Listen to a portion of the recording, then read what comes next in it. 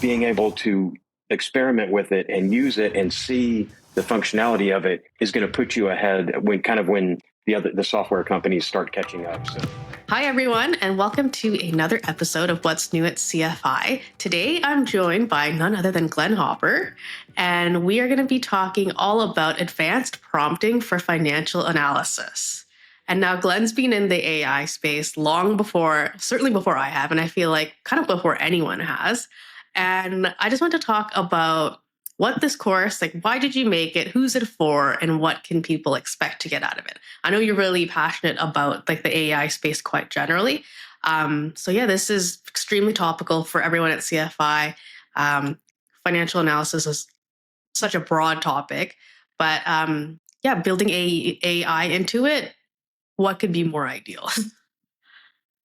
Well, thanks so much for having me on. So it's weird. AI right now has sort of two components to it. There's one, uh, fear of it or not quite understanding it. And then on the other side, there's this fear of missing out.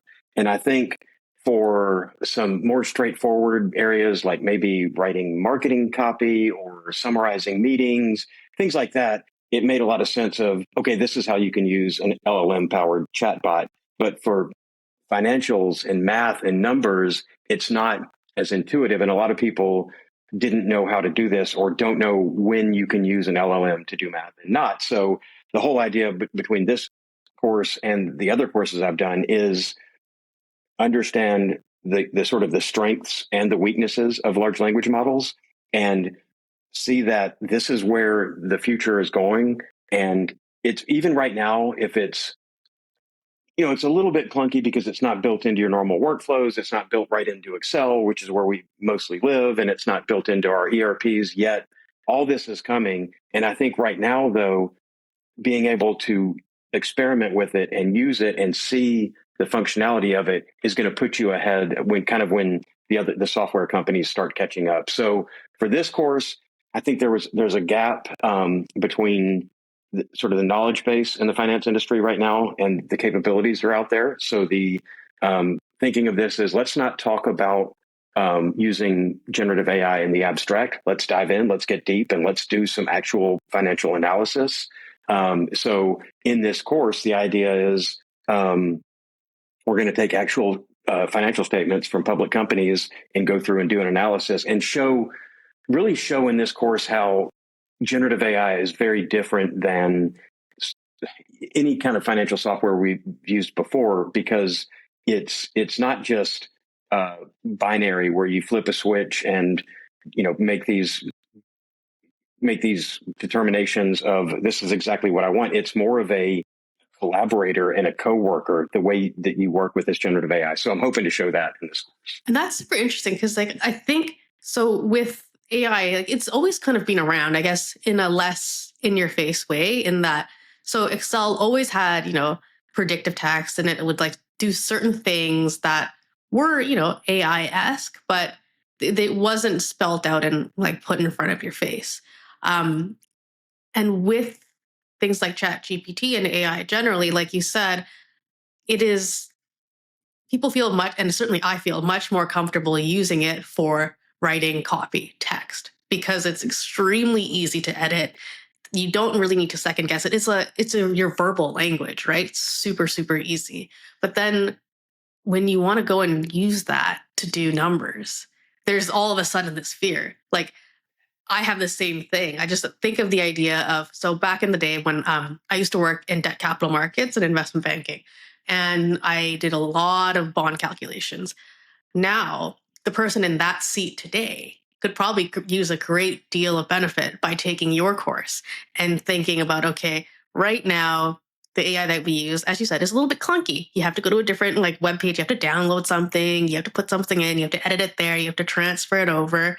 But that's all going to be integrated soon. And to be able to leverage large LLMs to try and do your work a whole lot faster, especially when it's at the less intensive part, like data collection, data, not necessarily collection and gathering, but making sure it's, like blessed data, like it's good to work with. AI, I think, is excellent for that. And so, Yeah. are the learners going to get a bit of practice kind of doing that type of work in this course as well?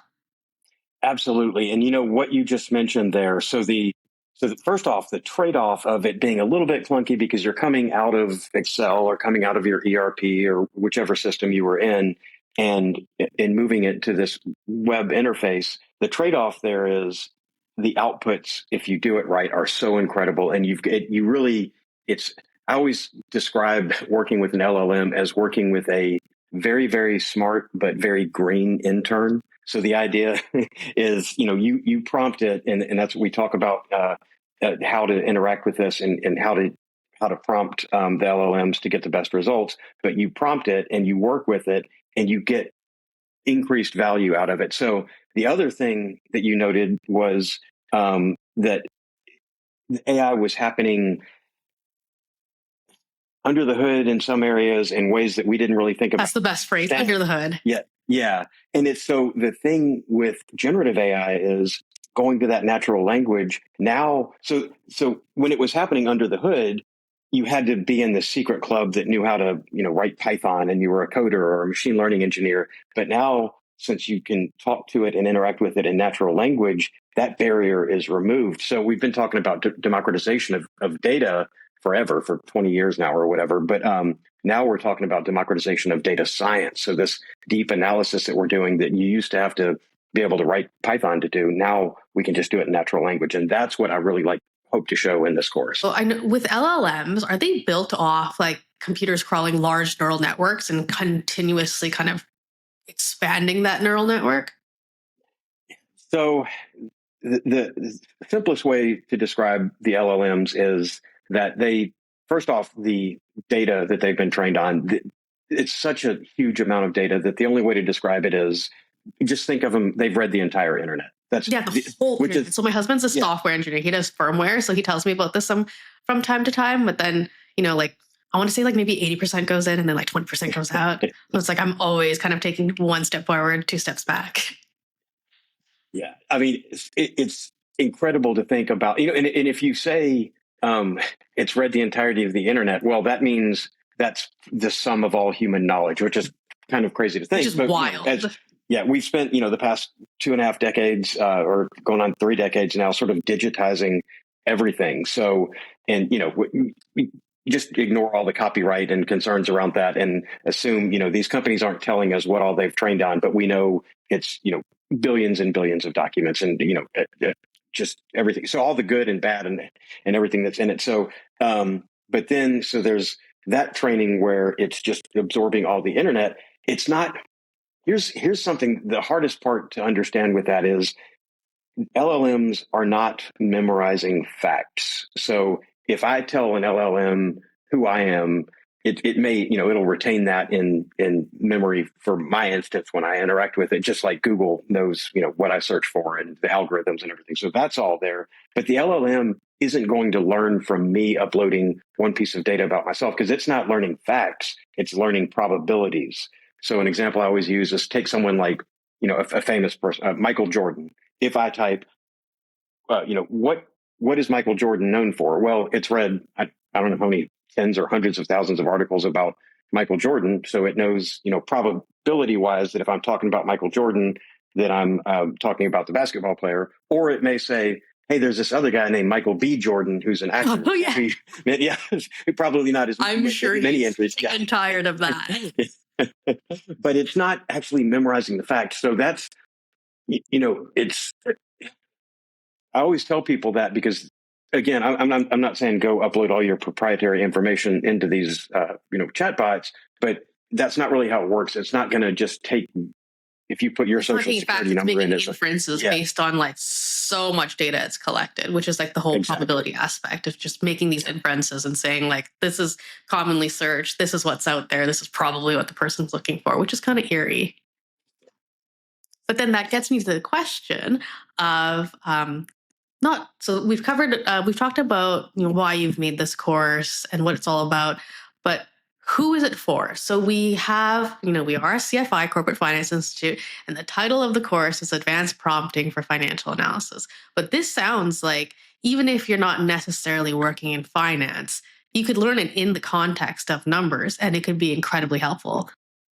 Exactly. And so, so the course is obviously targeted for the CFI core audience. it's FP&A folks, it's corporate finance and accounting roles too, because there is a lot of, think about reconciliations or month end close process things that these can all be uh, maybe not fully automated, but we're getting there much closer using AI to sort of assist and increase efficiency there. So, I'd say analysts, students, anyone really anyone interested in understanding and applying AI in financial statement analysis. But to your point, so I wrote a book earlier this year on AI for finance professionals, but the first four chapters of the book are explaining how AI works. So I think it is important that everybody understands sort of the basics of this is what we mean when we say AI. This is what we mean when we say machine learning. This is what we mean when we say artificial neural network, deep learning, all that. But anyone who's going to be doing something involving math with LLMs could benefit from this. So even someone in sales and marketing that's doing customer segmentation and in clustering and maybe making sales forecasts and all. So this would apply to folks outside of finance. Anyone who's wanting LLMs to work with customer data, financial statements, et cetera. Yeah, and one of the things that before we recorded or before we did this podcast, a headline that made me think of, like this course would be super helpful for something like this is Macy's. Did you see that headline in the Wall Street Journal? I think it's been a few weeks now. So, no, what was the Macy's story? So Macy's had a large accounting error. We're talking about like $154 million worth of kind of missed P&L due to shipping expense and whatnot. And like apart from like the whole what is net Macy's whole P&L? Like, what is their net profit margins? What is their net income? Like 154, like that sounds like a pretty significant line item, but it just seems like if with the most basic kind of AI for a company that is, as big as Macy, there's lots of companies that are larger out there. This seems like it can be incredibly helpful for reducing even those kind of glaring errors. Yeah, and that's a great point. I mean, computers are much better than humans at anomaly detection, at pattern recognition. And so if there's historical information that is being recorded and suddenly it doesn't show up, maybe in a massive P&L like in a company the size of Macy's, it's a human may not catch that, but an algorithm going through looking for these anomalies is going to say, hey, we had this shipping expense, it's gone now. You might want to look into that, or noticing where you're noticing that there was a trend on your net income or on your profit margin or whatever, and that's changed, and there's a new pattern in your profit margin. That's the kind of thing that a computer system would pick up on before people. So I think that's the way we're going to start seeing this. There's going to be sort of the interaction that we do in real time with AI, but also there's going to be AI running in the background looking for these anomalies and pattern detection and correlations and all that. Yeah, because like as one individual person, there's only so much time in a day and there's only so much you can do. And typically when you're doing kind of like year over year analysis, I think for a large public company, you're probably going to look at the last like 5 years. Even like with FP&A, you'll probably more look forward like the next like 1, 3, 5, 7 years. But if you ask a person to say like, hey, like let's check all of our kind of data and all of our seasonality and just like really double check all our numbers by looking at the past 15 years of data, that sounds like a large task. But with generative AI and everything that we have today, it seems like, okay, it's much more manageable now because like you said, it reads the whole internet and gives you everything that you could possibly think of. So if you feed all the information that you have into it, it's certainly going to be, I think, more reliable than like myself at reviewing it initially. And that's so that here's the interesting point of clarification on that is the generative AI piece will be the front end, how you interact with it. But the sort of analysis that's happening, that's going to be machine learning. That's going to be what I guess we'll now call classical AI that we've been using for 15 plus years. that is doing this pattern recognition. And we could have been doing this all along. But the thing is, now we can, like I said, we don't have to write code to do this. We can just, through generative AI, say, hey, we need to check this, and maybe there'll be something that's set up in sort of a real time monitoring. But most likely, it's going to be, here's our GL for the month. Add this to um, add this to the information you have, do a correlation analysis, look for anomalies, variance analysis, all that. I mean, so generative AI is how we're talking to it, but what's happening behind the scenes is just classic machine learning algorithms that are studying the data. But we're going to be able to do it now, a much broader group of people than we're able to before. Because I know that I don't so if I were in school, if I were in, university 10 years ago and all this was happening, the language that I would choose to learn apart from Chinese is a computer programming language. I would learn C#, C++, whatever it was. And so now I didn't learn those things 10 years ago. And with the advent of generative AI, I can actually participate. And I will say, so we've got some other courses coming that talk about how to use generative AI to write code to build your own applications that'll help. And I will say, having, not that you have to be a real coder, but at least having an understanding of sort of the basics of a language. And I keep referencing Python just because that's the one Python and R are the two I'm most familiar with. But and how much you can do with Python. So even if you're not the best coder, it's kind of like, I can write SQL queries. It just takes me longer than it would for someone who. Oh my God! Select star from. Oh. Yeah. So, but if you know if you know the basics of coding and you know what you're asking and you know what to look for, it does make it easier to do that. So I think there's reason to. It's not that someone has to be. You mentioned Chinese. Not that you have to be deeply fluent in coding, but you could be conversational in coding to where exactly. You can no, so I remember. So this brings me back to my DCM days. There would be a lot of VBA, but there would also be just general C language stuff in some data analysis programs that we have, and I knew enough of the language to walk through. I forget what the correct term is, but to basically walk through it and then play it and then edit a couple of things there. And then I would, have to hit compile, and then errors would come up and I would panic. But I knew just enough to be able to read it and edit it ever so slightly. But nowadays it's fairly easy to go on the internet and at least get that base level of proficiency. Whereas back then it looked like a Bible. It was in those thin Bible pages where I'd kind of have to go through the appendix and see what my topic was and where it is. But it seems like what everyone's going to get out of this course is a way to make your daily life. Guys, I think almost everyone at this point is in an analytical role, no matter what you do. Whether you work in finance, whether you work in marketing, everything is, quote, data driven. I think we hear that phrase so much now. Everything is data driven.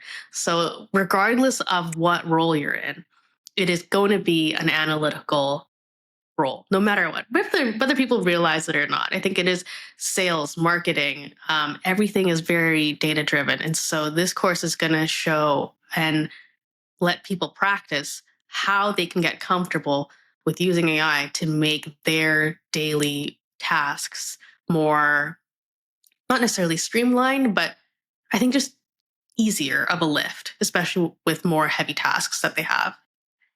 Yeah. And so, I mean, the course really, so it goes through, it talks about sort of kind of the foundations of this is generative AI, this is LLMs, this is how we use them in finance. And then we go through data prep, which is different, what we are used to doing in Excel and creating these Excel spreadsheets that are human readable. So we do all this formatting and this make them look pretty and all that. All that formatting and everything just makes it more complex for an algorithm. So we, talk about stripping it down, value only CSV files. Let's get them into a format that the computer understands, because it makes it more efficient when we start loading them in. But we talk about that, and then we talk about chain of thought prompting techniques, so that we can say, here's how you can ask a broad question of the LLM, but if we're driving for specific results, here's the order that we need to go through and ask the questions and interact with it. And then we go through, we do some practical exercises, calculating, financial ratios, doing forecasting, and creating narratives around the financial statement analysis. And the creating narratives part is the most interesting to me, because we're all used to, we have our models that we build in Excel and we do our analysis and all that. And we're doing the interpretation and and providing that analysis. But with generative AI, you can get it to do the first round. You can say, analyze these financial statements and give me an overall assessment of the health of this company, or what trends do you see, or where do you see variances, and asking these open-ended questions. And I think that's the real eye-opening piece to people. And it's also the one that's going to change the way we work so much, because this is having an assistant right there with you that you're asking these questions to, and it's seeing things and actually interacting with you in a way that maybe, a lot of this stuff is the same that you would have seen, but sometimes it's going to come up and amaze you and see, find some correlation you didn't even realize, and find some recommendation that you didn't realize. And I hope that comes out of the course as well. Oh my gosh, amazing. It sounds like it's going to be it's going to be an analyst in your pocket, analyst Yes. in your smartphone, in your laptop. And that analyst is available 24 hours a day, 7 days a week, 365 days a year. Yeah, well said. That's exactly it. Yeah. Amazing. So I am so excited for everyone to take this course. I myself actually have started the course. So I can't wait for everyone to take it. It's super exciting. It's going to change the way we work. And that's been a wrap to our episode of What's New at CFI. Thanks, everyone. Well, thank you. Thanks for joining us today. We hope you enjoyed the conversation. FinPod is brought to you by Corporate Finance Institute, the #1 rated online provider of finance and banking training, certifications, and productivity tools.